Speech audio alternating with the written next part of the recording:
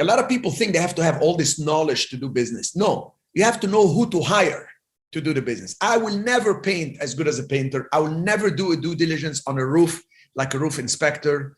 And I'll never be able to inspect electrical or plumbing or foundation like those who specialize in these fields.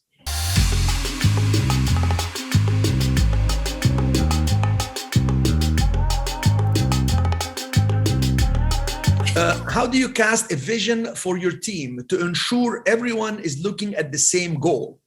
I love this question. So I'm going to give you what I call the 6 stages of getting a team together. And by far, it changed my life because you are as good as the team you're going to bring together.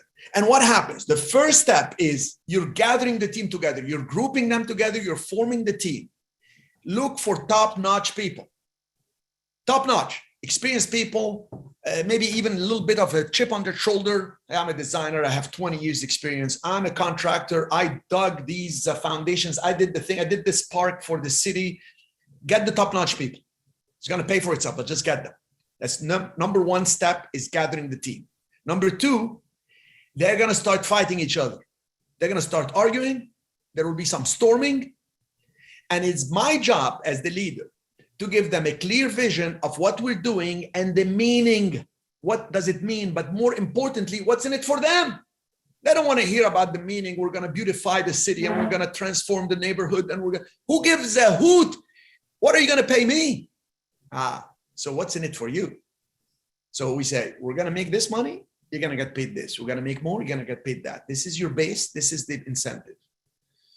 So setting up the right incentive is right, because when you get the team together and they're all powerhouses individually, they're going to start having ego issues and arguing because they can't see what each other's role is exactly. And when you define the roles, the rules, the responsibilities, and give them the power in their respective areas, remember, it's the team, the tools, the training. Even if you're not going to give the training on the job, how they're going to deal with each other, they get to learn that. And the tech, that means the processes. Like if you say, if you see them in that stage, if they're still fighting, then I have to look at myself. What is my engagement level? Maybe I need to put the cameras over here. Maybe I need to talk to them more regularly. Maybe I need to be different in my style of communication. You know how you can communicate with a group. If you bring a group is not getting along. So there is a trick to it. So you talk to them individually and each of them seems very reasonable, but when you get them in a meeting and you talk to them, they start arguing in the meeting and each one is trying to overpower the other. You can, if you will, yell at the whole group. You can yell at the whole group. You know, guys, this is going to have to happen. If not, there'll be some heads that are going to, now you're not directing the yelling at any one person. So it's less impactful, but they're also surprised. And when you leave the room, guess what happens? Now they all have a common agreement. They have an actual common reality. Now they get along. I've done it one time. I took over a hotel at the Del Mar Hilton in North County, San Diego, where the entire team were just wonderful people, but individually they liked me a lot. I got along with them. When we get in a meeting, they would start arguing with each other. So I called an impromptu meeting one time, walked into each one of their offices and said, I need to see you at 3 o'clock. We're going to have a meeting. So I set the climate for tension. When they all came in, I started yelling and telling them crazy stuff like, if this is not done, and I'm going to check on this, and this has to be done. And I said, you know what? I want everybody to go home early. It's 4 o'clock right now. I want you to go home early. And I want you to think about this. You come tomorrow morning, each one of you in my office, you at 9, you at 9:30, and we're going to talk about this. Guess what? Where they went? They all went to have a beer together across the street. Next day, everybody was getting along. The meeting with each was 5 minutes. Cherif, it's all going to be taken care of. I'm going to talk to this lady. I'm going to talk to this guy. They got along. So that's one way, because if they're not getting along individually, but you know they're good, you need to give them a common purpose. If they can't see that vision, if they can't get along, you're going to actually have to do that as a group, or you can single the person out. There may be one person who is negative, and that person can pull the whole group down. So watch who is talking in generality, everybody, and always, and so that's the person you single out, and you can tell him or her in front of the group, everybody could leave when we're done. Joe, I want you to stay. I want to talk to you. They already know you identify Joe. You talk to Joe, Joe, this is what we need to do. This is what we need to change. And guess what? Joe will change or we're going to change Joe. And that's just how it works. All right.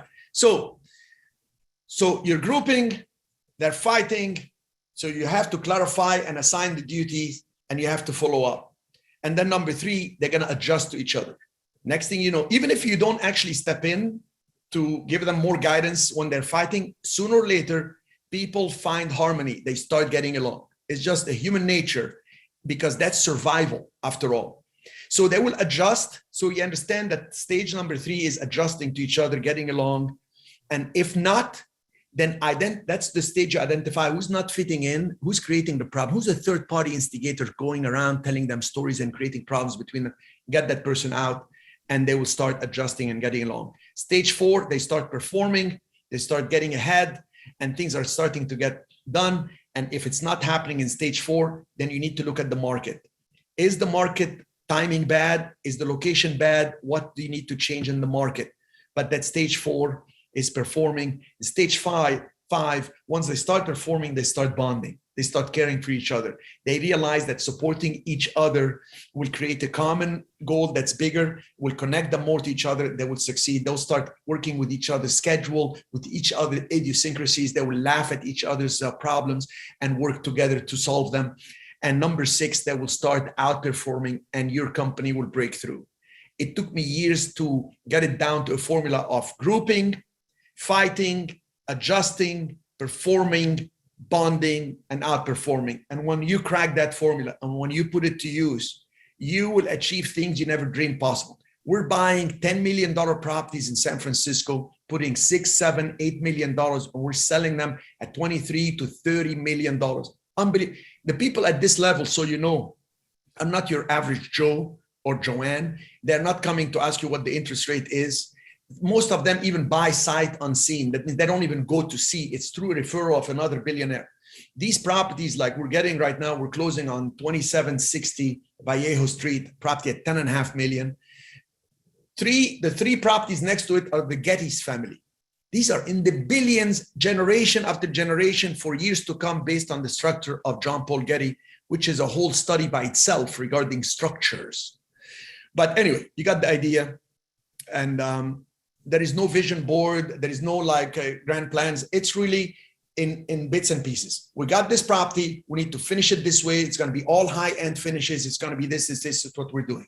Puerto Rico, we're managing these properties. The tenants that are not paying, we have to handle it this way, or that way. And I let them do it their own way. You know, the attorney, you're in charge of the leasing and the negotiation. The property manager, you're in charge to follow up based on what he negotiated, etc. I step in. When you ask me a question, tell me what you suggest. You say, he said he's not going to pay the $5,000. He wants to pay $4,500, but he's willing to prepay it for 6 months. So I tell the attorney telling me this, my attorney, in-house attorney, I say, and what do you suggest? I want him to give me the choice and what he chooses. And if I don't like it, I say, give me more information, or no, I suggest we do it that way. Do you think it's right or do you think it's wrong? Respect other people's opinions. At the end, it's you. Your neck is on the line, you decide. All right, thank you. I went off on a tangent because it's very, very important how to work with others. They can make you or break you. You can say the wrong thing to somebody, they quit on you, you're left high and dry. You set up the wrong incentive, they mess up the whole thing.